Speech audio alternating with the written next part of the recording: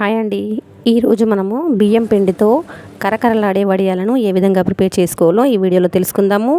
మరి దానికంటే ముందు నా ఛానల్ని ఎవరైనా సబ్స్క్రైబ్ చేసుకోకపోతే సబ్స్క్రైబ్ చేసుకోండి.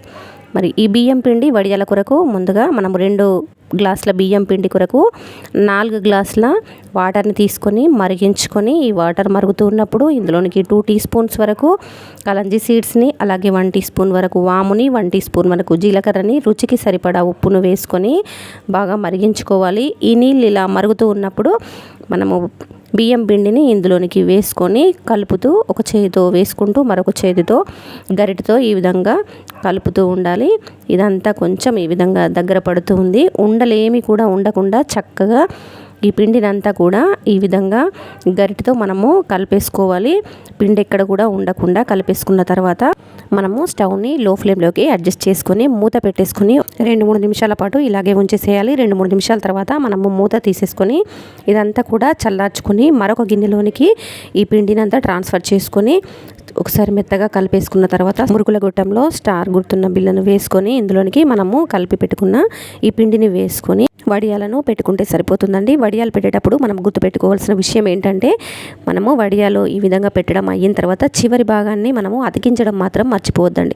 ఎందుకంటే ఇవి ఆరిపోయిన తర్వాత విడిపోకుండా ఉండాలంటే ఈ చివర్లను ఖచ్చితంగా ఈ విధంగా అతికించుకుంటూ వడియాలన్నిటినీ పెట్టుకోవాలి.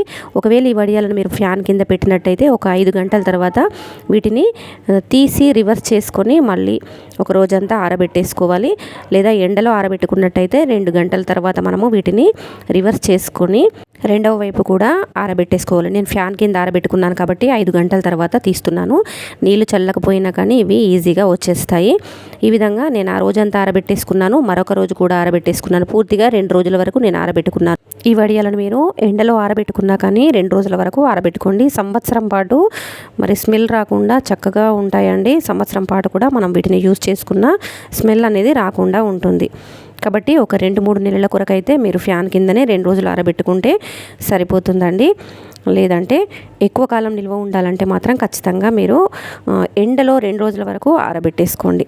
మరి ఈ విధంగా ఆరబెట్టుకున్న వీటిని మనము ఆయిల్లోనికి ఫ్రై చేసుకొని చూద్దాము. ఇప్పుడు నేను ఆయిల్లోనికి ఫ్రై చేసుకొని చూపిస్తాను, చూడండి. చూస్తున్నారు కదా, ఇలా డబల్ సైజులోనికి వచ్చేసి కరకరలాడుతూ ఉంటాయండి. తప్పకుండా ఈ రెసిపీని మీరు ట్రై చేయండి. మీకు ఎలా వచ్చిందో నాకు కింద కామెంట్ చేయడం మాత్రం మర్చిపోకండి. ఈ రెసిపీ మీకు నచ్చినట్టయితే నా వీడియోని లైక్ చేయండి, షేర్ చేయండి, నా ఛానల్ని సబ్స్క్రైబ్ చేసుకోండి. Thank you for watching this video. Thank you అండి.